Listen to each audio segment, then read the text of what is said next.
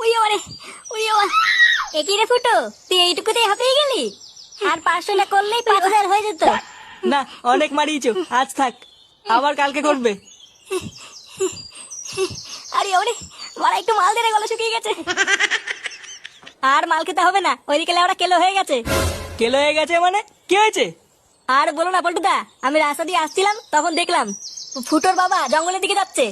হ্যাঁ, তো জঙ্গলের ভিতরে যাচ্ছে তো কি হয়েছে, যেতেই পারে। শুধু জঙ্গলের ভিতরে গেলে তো হয়েই যেত, তারপরে আমি দেখলাম। मर गया मादर चोट ला ला ला ला ला ला ला ला ला ला ला। কি বললি? খানকি ছেলে, তোরা তোমার সাহস? বাঞ্চত, আমার বাবার নামে একটা কথা বলে দেখ, তোর গুজ যদি না ভেঙে দি। এ বাড়া, তুই এসব কি বলছিস?